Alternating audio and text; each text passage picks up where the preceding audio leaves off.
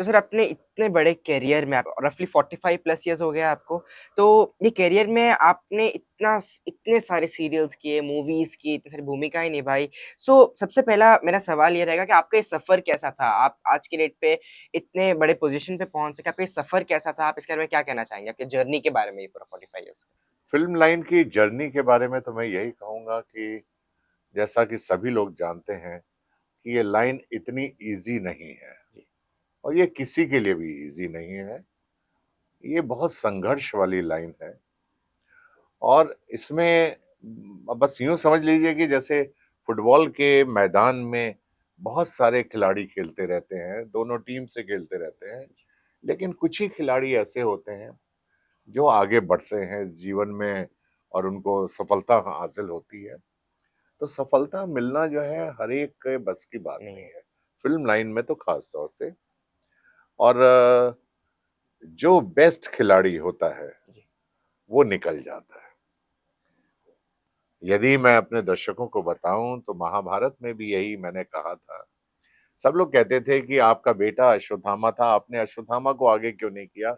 आपने अर्जुन को आगे क्यों किया? जी, तो मैं ये बताना चाहता हूँ कि जो सर्वश्रेष्ठ होता है, अच्छा गुरु वही होता है जो सर्वश्रेष्ठ देखता है और उसको अर्जुन में वो सारी क्वालिटी दिखी जी, थी सर्वश्रेष्ठ होने की। जी, इसलिए उसने अर्जुन को आगे बढ़ाया, जी, इसलिए उसने उसको आगे किया। टीचर का काम है पढ़ाना। एक क्लास में एक टीचर आता है, वो पढ़ाता है सब बच्चों को, लेकिन उन्हीं में एक बच्चा फर्स्ट आता है, एक बिल्कुल। बच्चा एक सेकंड आता है, सेकंड एक आता है, थर्ड आता है और कुछ बच्चे फेल भी फेल हो हो जाते जाते हैं। हैं। उसमें टीचर की कोई गलती नहीं नहीं, होती है। उसने शिक्षा सबको बराबर दी है। बिल्कुल, आपके ऊपर डिपेंड करता है कि आपने कितनी ग्रैस्प की, कितना उसे अपने अंदर लिया, कितना आपने उस चीज़ को समझा और फिर आगे बढ़े। हमारे साथ भी कुछ ऐसा ही हुआ। जब हम फ़िल्म लाइन में आए, तो हमें ये लगा कि ये बहुत डिफ़िकल्ट लाइन है ओके, और यहाँ हर आदमी जो है सफलता को नहीं नहीं छू हासिल कर सकता है। सकता। उसके लिए क्या करना चाहिए? उसके लिए मेहनत, लगन और मेहनत आपकी इस लाइन में बहुत काम आती है। और जो लोग ये समझते हैं कि अरे एक्टिंग क्या है, एक्टिंग तो ऐसी चीज़ है, हम सिगरेट भी पीते रहेंगे तो कुछ नहीं होगा, हम कॉफ़ी पिएँगे बैठ के, चाय पिएँगे, काम पे ध्यान नहीं देना, डायलॉग्स के ऊपर ध्यान नहीं देना, आपको अपने कैरेक्टर को समझना नहीं अच्छी तरह से। ये सब चीज़ें जब आपके जीवन में आने लगती हैं, तो फिर आप जो हैं अपने रास्ते से हट जाते हैं। हम जब आए थे, हमारे सामने कोई ऑप्शन नहीं था। मेरे फादर पुलिस में डीएसपी थे, हम 6 भाई थे, ओके, 6 भाई सब अच्छी-अच्छी पोस्टों पे थे। मैं सबसे घर में छोटा था, तो मुझे स्पोर्ट्स का बहुत शौक था, बहुत सारे स्पोर्ट्स करता था। Football, cricket, badminton, table tennis सब बहुत खेलता था, खेलने का बहुत जी, शौक था।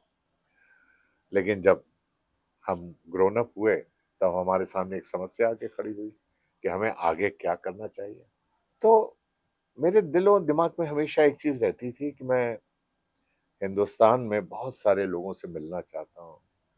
मैं डिफरेंट डिफरेंट चीज़ों का एक्सपीरियंस करना चाहता हूँ अपने जीवन में और डिफरेंट करने के लिए मुझे एक ऐसी जॉब चाहिए जिसमें मैं सोशलाइजिंग बहुत ज़्यादा कर सकूँ। बिल्कुल। लोगों से मिल सके और भी ज़्यादा से जी, ज़्यादा। तो मैंने कहा या तो मैं नेता बनूँ या अभिनेता बनूँ, 2 चॉइसें थी। अभिनेता वाली मेरे में क्वालिटी कुछ ज़्यादा थी और नेता बनने की क्वालिटी मेरे में कम थी। तो मैंने कहा कि ठीक है, अब एक काम करते हैं। मैं कॉन्सन्ट्रेट करता हूँ, मैं बॉम्बे जाऊँगा, मैं वहाँ बॉम्बे जाकर देखूँगा, स्ट्रगल करूँगा। मैंने उस चीज़ को समझने की कोशिश की। मैं पूना फ़िल्म इंस्टीट्यूट से रिजेक्टेड एक्टर था। ओके, जी, तो उन्होंने आपको रिजेक्ट कर लिया था, जी, तो पूना बहुत फ़िल्म पछताते होंगे इंस्टीट्यूट आपको ने अभी? हमको रिजेक्ट किया हुआ था। तो हमें लगा कि नहीं, आदमी को मेहनत करने वालों की कभी हार नहीं होती है और जो लोगों में लगन और जज़्बा होता है काम करने का, वो लोग कभी फेल भी नहीं फेल नहीं होते। होते। ये चीज मैंने सोची हुई थी। मैंने कहा था पढ़ाई में भी मैं आईएएस आईपीएस की तैयारी करूं, वो मेरी में योग्यता नहीं थे। मैं अपने दर्शकों को भी बताना चाहता हूं कि अगर आपके पास डॉक्टर अगर आप नहीं बन पाए या इंजीनियर नहीं बन पाए या आईएएस ऑफिसर नहीं नहीं बन बन पाए, तो आपको जीवन में निराश होने की जरूरत नहीं है। शायद भगवान ने आपके लिए कोई और जगह खोल रखी हो, जी। कोई और द्वार खोल रखा हो जिसमें आप प्रवेश कर सकते हैं। जैसे कहा जाता है एक दरवाज़ा बंद होता है तो दूसरा तो दरवाज़ा खुल दूसरा जाता है। दूसरा दरवाजा खुलता है। जी। तो मैंने भी वही सोचा। मैंने कहा अगर मैं यहाँ फेल हो गया, मैं आईएएस में फेल हो गया, मैं डॉक्टरी में फेल हो गया और मैं कॉलेज में भी फेल हो गया, तो इसका मतलब ये नहीं है कि मैं जीवन में एक फेलियर हो गया। नहीं, संघर्ष करने की ताकत और क्षमता और योग्यता मेरे अंदर थी। मैं आगे बढ़ने के लिए बम्बई आया और मैं तो अकेला ही चला था राहिबे मंजिल, मगर लोग मिलते गए और कारवां बनता गया। यहाँ लोगों को मिलना शुरू हुआ, धीरे धीरे थोड़ा थोड़ा काम मिलना शुरू हुआ। जब थोड़ा थोड़ा काम मिलना शुरू हुआ तो लोगों ने काम को अप्रिशिएट करने लगे। जब अप्रिशिएट करने लगे तो हमें भूमिकाएं मिलनी मिल शुरू गई। हो गई, काम मिलना शुरू हो गया। और महाभारत मेरे जीवन का सबसे पहला सीरियल था, टीवी सीरियल था। पहला था आपका वो? और वहां से हमने अपने जीवन की, जैसे कहते हैं, एक अच्छी यात्रा कह शुरुआत की। सकते हैं, शुरुआत की। उससे पहले कुछ फिल्में भी मिली। सबसे पहला आदमी जिसको मैं मिला था वो था सुभाष घई साहब। सुभाष घई साहब ने उन दिनों क्रोधी की कास्टिंग कर रहे थे, उसमें मुझे एक विक्टर इंजीनियर का बड़ा महत्वपूर्ण भूमिका दी थी उन्होंने मुझे। मैं भाग्यशाली हूं कि मुझे एक इतने बड़े डायरेक्टर के साथ काम करने का सौभाग्य प्राप्त हुआ। And Subhash ji was a wonderful man. And उनको वो इनकरेज बहुत करते थे न्यू कमर्स को, और उन्होंने कहा कि अम, मैं ये तो नहीं कह सकता हूँ कि तुम जीवन में आगे कैसे बढ़ोगे, लेकिन ये जरूर कह सकता हूँ कि तुम्हारे जैसा मेहनती लड़का आगे जरूर आएगा। कैसे आएगा ये मैं नहीं बता पाऊंगा। और वहां से मैंने करियर शुरू किया। सेकंड फिल्म मुझे मिली थी शमा फिल्म, जिसमें शबाना आजमी के साथ मैंने एक निगेटिव हीरो की भूमिका की थी। वो फिल्म बहुत बड़ी हिट हुई। ये कौन सी साल की बात है सर? ये 82 की बात कर रहा हूँ मैं। 82, 1982 की है। 90, 82 में रिलीज हुई थी फिल्में। 81 में क्रोधी आई थी, 82 में शमा आई थी। फिर उसके बाद मेरे पास कई सारी फिल्में आई, मुझे मिली। अ, मैंने निगेटिव भूमिकाएं भी निभाई।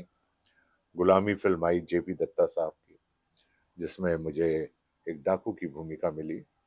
और वहां से करियर धीरे धीरे पकड़ ग्रोथ रहा होता था, लेकिन इतना तेज नहीं पकड़ा जितने की मुझे उम्मीद थी।